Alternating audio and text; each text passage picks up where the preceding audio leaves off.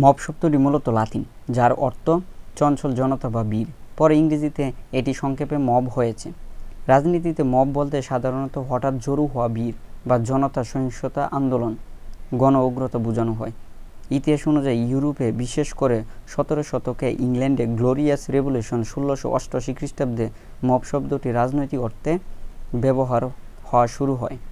তখন জনতা, রাজা, পার্লামেন্ট ও ধর্মীয় ফ্রান্সে ফরাসি বিপ্লবে 1989 সালে মব পলিটিক্স সবচেয়ে স্পষ্টভাবে দেখা যায়, যখন সাধারণ মানুষ রাজপ্রাসাদ আক্রমণ করে রাজতন্ত্র পতন ঘটায়। রাজনীতিতে মব প্রথম ইউরোপে 1600 শতক থেকে 1700 শতকে ইংল্যান্ড ও ফ্রান্সে রাজনৈতিক আন্দোলন স্পষ্টভাবে ব্যবহার হয়, তবে এর শেখ রোমান পর্যন্ত বিস্তৃত ছিল।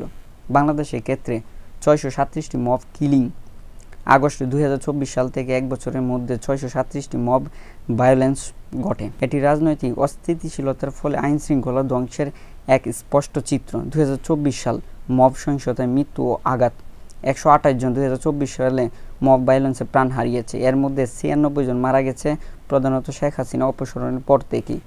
HRSS জানিয়েছেন মোট 179 জন মারা গেছেন, 88 জন আহত হয়েছেন, যা গত এক দশকে সর্বোচ্চ। 7 মাসে 114 মব ঘটনার ফলাফল। আগস্ট 2024 সাল থেকে ফেব্রুয়ারি 2025 মোট 114টি মব সহিংসতা সংঘটিত হয়। এর মধ্যে 119 জন নিহত, 74 জন আহত। 2025 সালের জুলাই রাজনৈতিক সংঘর্ষ ও মব আক্রমণ: 48টি রাজনৈতিক সহিংসতায় 9 জন নিহত, 584 জন আহত। একই সময় 51টি মব হামলায় 16 জন নিহত, 53 জন আহত। মব ভায়োলেন্স এর কারণ ও ধরন: হামলাগুলোর মধ্যে রাজনৈতিক বা প্রতিপক্ষ নিধন প্রায় 75% লক্ষ্যভিত্তিক ছিল, বিশেষ করে আওয়ামী লীগ সমর্থকদের বিরুদ্ধে। মিথ্যা শিশু অপহরণে জড়িত: চট্টগ্রামে একজনকে মব ভায়োলেন্সের শিকার হতে হয়। ঢাকা বিশ্ববিদ্যালয়ে মানসিকভাবে অসুস্থ এক ব্যক্তিকে চুরির সন্দেহে হত্যা করা হয়। গ্রাম বাস্তবতা থেকে অনুসরণ: সালিশ বা ঐতিহ্যগত বিচার ব্যবস্থায় সহিংস আচরণ থাকাটাও তার এক উৎস।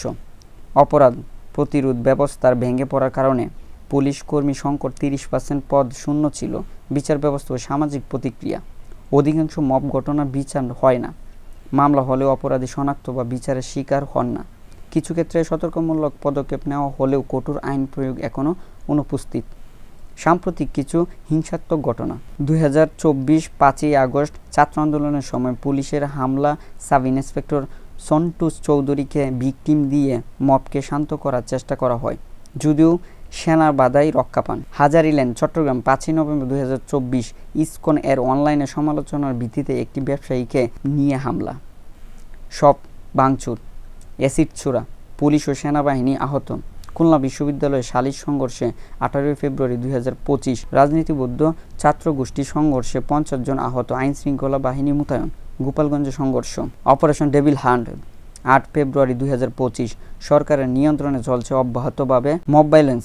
কেন এই জঘন্য রূপ? নিরাপত্তা ব্যবস্থা ভেঙে পড়া, পুলিশ ও আদালতের কর্মসংস্থান ও কার্যকারিতা কমে গেছে। রাজনৈতিক প্রতিহিংসা ও রাজনৈতিক প্রতিপক্ষের উপর মব ভিত্তিক হিংসা মামলা বৃদ্ধি পেয়েছে। তথ্যপ্রণালী ভুল আকর্ষণ: সোশ্যাল মিডিয়ায় ভুল বা ভুয়া অতিরঞ্জিত তথ্য ছড়িয়ে সহিংসতা উস্কে দিয়েছে। আইনের শাসনহীনতা: অপরাধীদের দমন না হওয়া মব সংস্কৃতি প্রতিষ্ঠিত হয়েছে। নিষ্ক্রিয় ও নিরপেক্ষতার অভাব: রাষ্ট্রীয় কাঠামো থেকে বিচ্ছিন্ন হয়ে মব সংশোধনকারী শক্তি হিসেবে দেখা হচ্ছে। 2024 সালের পর বাংলাদেশের রাজনীতি ভয়ঙ্কর ও জঘন্য রূপ নিয়েছে। গণ উগ্রতা বা মব সহিংসতা, যা নিয়মিত হত্যাকাণ্ড, মিথ্যা অভিযোগ, বিচার বিভ্রাট, সামাজিক বিভাজন ও রাজনৈতিক কুণ্ডলের ফল। এটি শুধু আইন শৃঙ্খলার চ্যালেঞ্জ নয়, এটি একটি গভীর শাসন সংকট এবং নিরাপত্তাহীনতা প্রকাশ করে।